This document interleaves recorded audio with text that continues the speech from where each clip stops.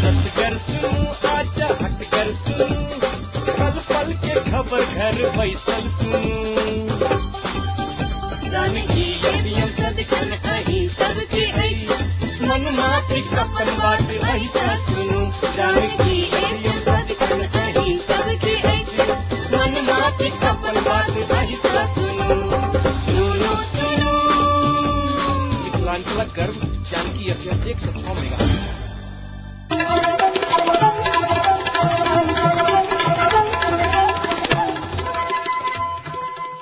नमस्कार, Janaki FM 106 megahertz Janaki समाचार में अपने के स्वागत है। जैसा सुनल जाओ समाचार एक मुख्य समाचार।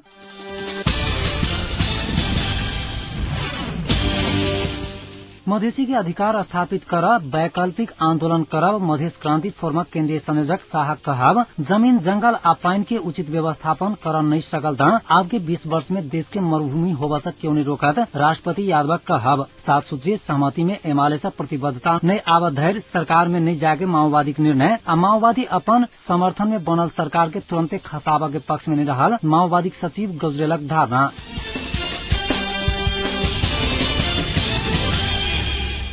मधेश क्रांति फोरमक केंद्रीय संयोजक संजय शाह मधेसी के अधिकार स्थापित कर लेल वैकल्पिक आंदोलन करब बतौली शांतिपूर्ण ढंग से अधिकार पाव के अवस्था नहीं रहता वैकल्पिक आंदोलन कैल जात ओ बतौली क्रांति फोरमक सुनसरी जिला समिति घोषणा कार्यक्रम में भाग लेवा आई इनरुआ पहुंचल पूर्व राज्य मंत्री शाह वैकल्पिक आंदोलन के बारे में किछु बतावा नहीं चाहले था। वैकल्पिक आंदोलन में सशस्त्र संघर्ष सेहो होबा सकैत अछि कि संचारकर्मी के जिज्ञासा में शाह ओई विषय में अखने कह के अवस्था नहीं आयल बतौली मधेशवादी दलक नेता सबके सत्ता आ पैसा बाहेक आरो किछ सरोकार नहीं रहल आरोप लगभैत ओ मधेश आ मधेसी संघ फोरम लोकतांत्रिक के अध्यक्ष विजय कुमार गच्छदार गद्दारी केला से अलग भेल बतौली।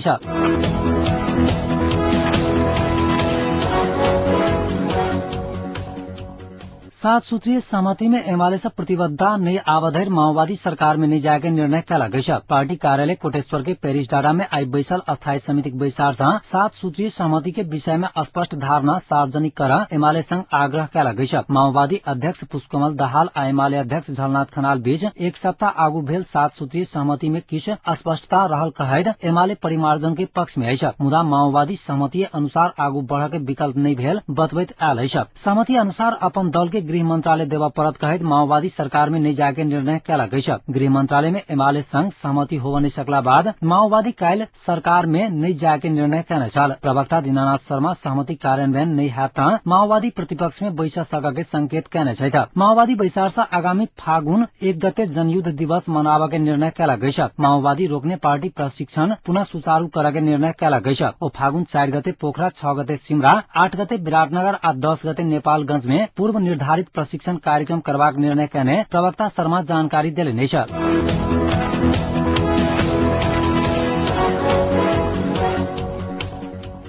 राष्ट्रपति डॉक्टर रामवरण यादव जमीन जंगल आ पानी के उचित व्यवस्थापन कर नहीं सकल था अब के 20 वर्ष में देश के मरुभूमि बना सा क्यों नहीं रोकत बतौली। सिंधुलीक सदरमुकाम सिंधुली माढ़ी में मध्यमांचल क्षेत्रीय महोत्सव के एक विशेष समारोह के बीच आई उद्घाटन करे राष्ट्रपति डॉक्टर यादव जल भंडार रहल नेपाल के नदी नाला के उचित विकास का उपयोग में लाल गेल था नेपाल 10 वर्ष भीतर में स्विट्जरलैंड से बेसी ऊपर रहत दावा कैले। अधिकांश समय विद्युत विकासक संदर्भ में खर्च करने राष्ट्रपति डॉक्टर यादव के बजते काल 3 मिनट बिजली कटौती भेल छल। ओ संसार में सबसे उत्तम व्यवस्था लोकतंत्र भेल कहैत ओ लोकतंत्र में कानून के शासन, प्रेस स्वतंत्रता आ समानता हाथ बतौली।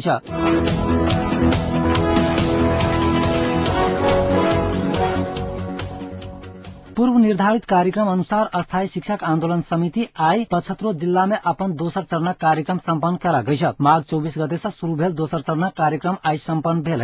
दोसर चरण कार्यक्रम अंतर्गत 75 जिला में काम रोक धरना कार्यक्रम सम्पन्न कयल गेल। केंद्रीय समिति निर्णय अनुसार अस्थायी शिक्षक आंदोलन जिला कार्य समिति धनुषा सेहो दोसर चरण कार्यक्रम आई सम्पन्न कयल गई। आंदोलन केंद्रीय समिति अनुसार सरकार मांग प्रति सकारात्मक नहीं रहला के कारण फाल्गुन 3 गते से काठमांडू केंद्रित सशक्त आंदोलन कयल समिति द्वारा जारी विज्ञप्ति में उल्लेख है।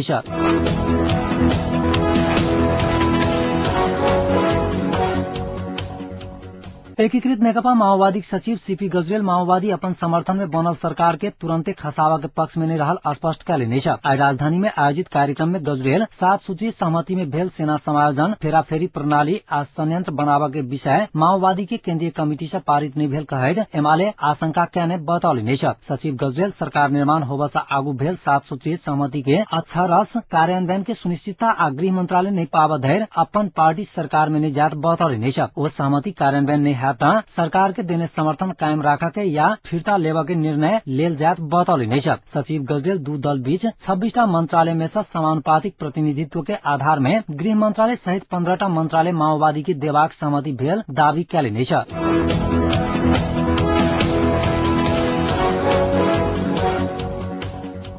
इटहरी नगरपालिका के इंजीनियर अर्जुन दाहाला कार्यकक्ष में कांग्रेस सहित दल सब लगाउने तालाबंदी विरूद्ध पूर्व के 14टा नगरपालिका के कामकाज आइसर ठप भेलै। नगरपालिका एसोसिएशन आई एका विज्ञप्ति जारी का इंजीनियर दाहाल ऊपर भेल ज्यादती समग्र स्थानीय निकाय के भेल ठहर करैत एक उप महानगरपालिका सहित 13टा नगरपालिका के कामकाज ठप कैल गेल जनाओल गेलै। कर्मचारी सुनसरी इटहरी नगरपालिका के संपूर्ण कामकाज आज 4 दिन सेहो ठप भेलै। आंदोलन प्रति एकबद्धता बढ़ैत गेला के बाद स्थानीय निकाय में काम लगा जाय हजारों सर्वसाधारण समस्या में पड़ल है।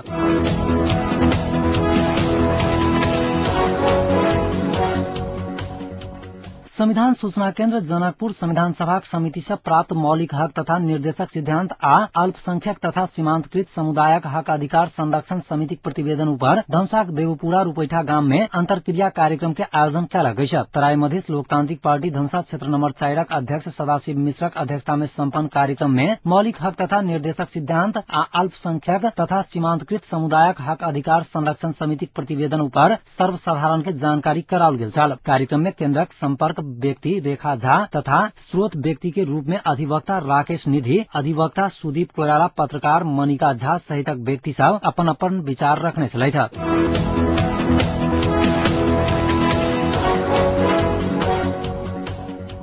पर्सा के सतवरिया लग भेल सवारी दुर्घटना में पड़ 2 गोटे के मृत्यु भेल 8 गोटे से बेसी घायल भेल। वीरगंज से भेड़िहारी दिस जा रहल ना 1 ज 1164 नंबरक यात्रु वाहक जीप सड़क में जा रहल साइकिल वाला के बचाव खोजला के बाद दुर्घटना भ नहर में उल्टल स्थानीय वासी बतौल गई। दुर्घटना में पड़ पर्सा भेड़ियाही 2 के प्रभा देवी चौधरी आ रामनाथ चौरसिया के मृत्यु भेल इलाका प्रहरी कार्यालय पोखरिया जनौल गई। घायल सबके वीरगंज स्थित नारायणी अस्पताल में इलाज भ रहल।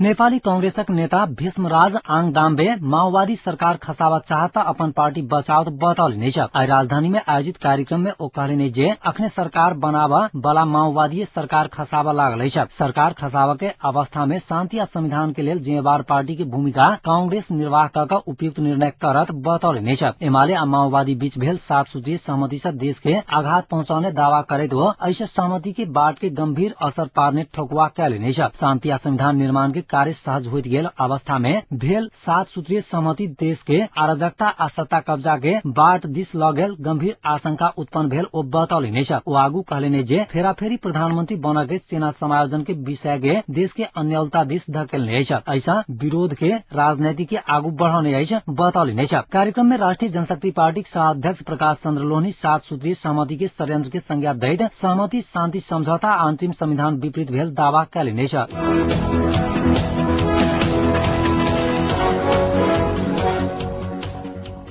नेकपा एमाले सचिव युवराज गेवाली माओवादी या कांग्रेस के सरकार में सहभागी कराकर फेराफेरी प्रणाली में सरकारक नेतृत्व करब बतौली नहीं। आज राजधानी में आयोजित कार्यक्रम में ओ कहले जे कांग्रेस के एलाक बाद दोसर सहमति है। कांग्रेस सहितक एमाले माओवादी के फेराफेरी की व्यवस्था है। 7 सूत्रीय सहमति के कार्यान्वयन शुरू भेला के कारण देश प्रधानमंत्री पाउने दावा करैत हो आरो बुंदा सेहो कार्यान्वयन भऽ देश के समस्या सब आश्चर्यजनक रूप में समाधान करत दावा कैले नहीं। एमाले कोनो राजनीतिक ध्रुवीकरण के विपक्ष में रहल दावी करैत गेवाली झलनाथ खनाल नेतृत्वक बहुमतीय सरकार के सहमति की सरकार बदल के योजना में रहल बतौली नहीं। एमाले सचिव गेवाली सब दल के सहमति में आइन का शांति या संविधान निर्माण कार्य के निष्कर्ष में पहुंचावा के दावा सेहो कैले नहीं।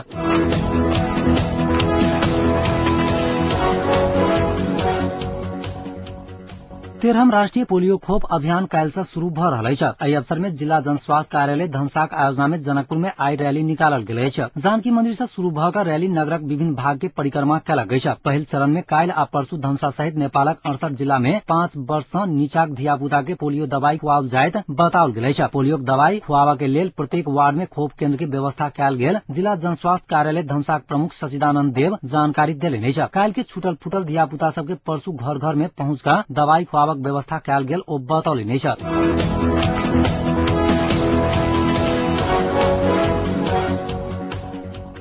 संघीय लिम्बुवान राज्य परिषद एक सप्ताह पहिने से जारी रखने अनिश्चितकालीन यातायात बंद फिर्ता लेलक अछि। बंद फिर्ता भेला के बाद जनजीवन सामान्य बनल अछि। परिषदक नेता आ यातायात व्यवसायी बीच भेल वार्ता में गिरफ्तार भेल परिषद कार्यकर्ता के रिहा करक आ धनकुटा में आगजनी कयल गेल माइक्रो बस सभक क्षतिपूर्ति देबाक पहल करक सहमति भेला के बाद बीतल राति सँ बंद फिर्ता भेल अछि। सहमति कार्यान्वयन के लेल यातायात व्यवसायी हीरा उदासक संयोजकत्व में 8 सदस्यीय समिति बनाओल गेल अछि। परिषद गिरफ्तार भेल अपन कार्यकर्ता के रिहाईक मांग करैत 6 दिन से मेची आ कोशी अंचल में अनिश्चितकालीन यातायात बंदक आह्वान कयने छल। बंसद झापा मोरंग सुनसरी इलाम पाँचथर ताप्लेजुङ संखुवा सभा तेह्रथुम आ धनकुटा जिलाक जनजीवन प्रभावित भेल छल।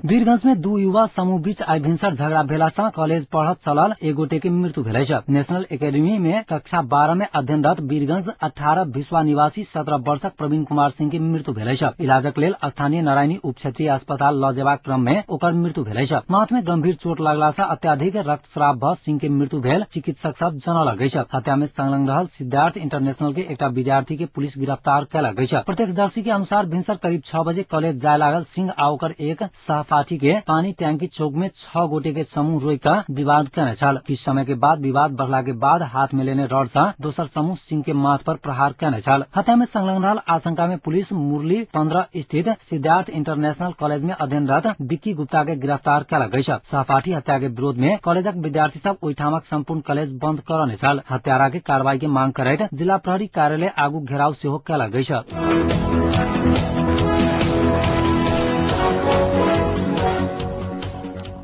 अब जनकपुरक तापक्रम अखन जनकपुरक तापक्रम 23 डिग्री सेल्सियस रहल अछि।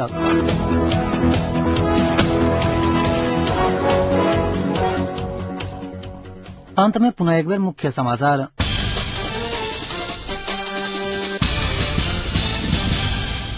मधेसी के अधिकार स्थापित करब वैकल्पिक आंदोलन करब मधेश क्रांति फोरमक केंद्रीय संयोजक शाह कहब जमीन जंगल आ पानी के उचित व्यवस्थापन कर नहीं सकल त आब के 20 वर्ष में देश के मरुभूमि होबा से क्यों नहीं रोकत राष्ट्रपति यादव कहब 7 सूत्रीय सहमति में एमाले से प्रतिबद्धता नहीं आव धैर्य सरकार में नहीं जाके माओवादी के निर्णय आ माओवादी अपन समर्थन में बनल सरकार के तुरंते खसावा के पक्ष में नहीं रहल माओवादी सचिव गजरेलक धारणा।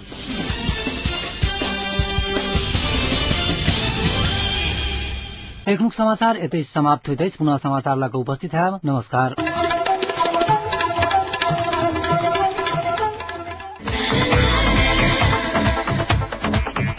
अहिना सुनू जानकी FM 106 मेगाहर्ट्ज।